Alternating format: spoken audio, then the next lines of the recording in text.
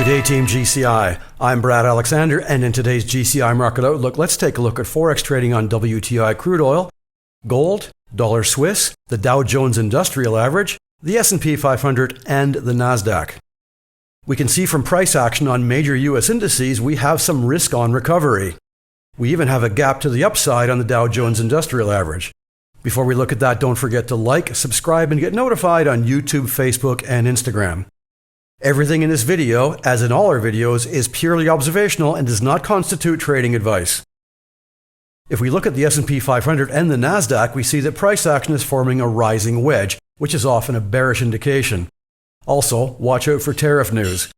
The Great Orange One has promised massive tariffs April the 2nd, and every other major economy have threatened to retaliate.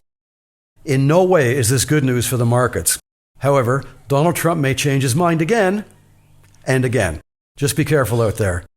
This week we have lots of economic news, especially interest rate decisions from the Bank of Japan, the US Federal Reserve, the Swiss National Bank, and the Bank of England.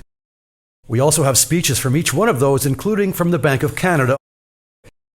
All this news gives us opportunities to look for sudden price action movements against the trend to let us enter positions to trade with the trend.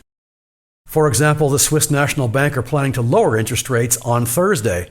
This may cause volatility either way, especially if they surprise the markets. If price action moves up against the current downtrend, use your indicators and the underlying news to make a trading decision. Please take a look at all the currencies affected by the news this week. Gold is still well above $3,000, and for the moment we are going to ignore our technical indicators. Why? There are simply too many negative geopolitical events happening with tariffs in Ukraine, in Russia, and in the Middle East. WTI crude oil is recovering slightly again for the reasons just mentioned.